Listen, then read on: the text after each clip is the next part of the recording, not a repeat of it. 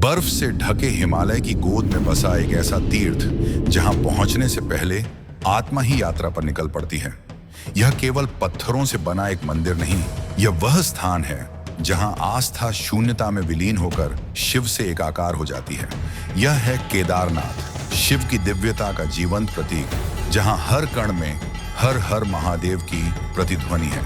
केदारनाथ 12 ज्योतिर्लिंगों में से एक और 4 धामों का पवित्र स्थल। मान्यता है कि महाभारत के युद्ध के पश्चात पांडव अपने पापों से मुक्ति चाहते थे।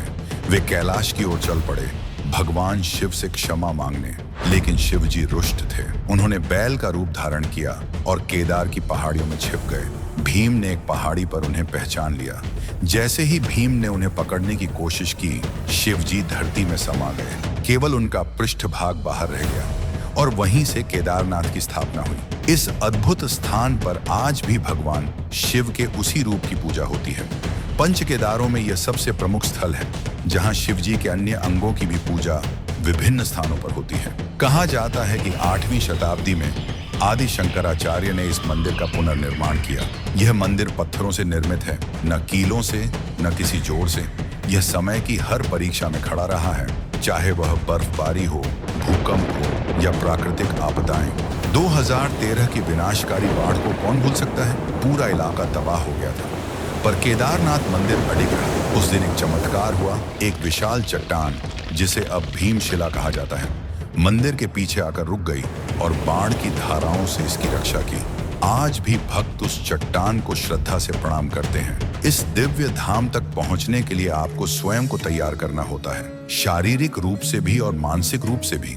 हरिद्वार या ऋषिकेश से आप सोनप्रयाग तक वाहन द्वारा पहुंच सकते हैं। वहां से गौरीकुंड और फिर शुरू होती है 16 किलोमीटर की कठिन लेकिन भक्तिपूर्ण पदयात्रा।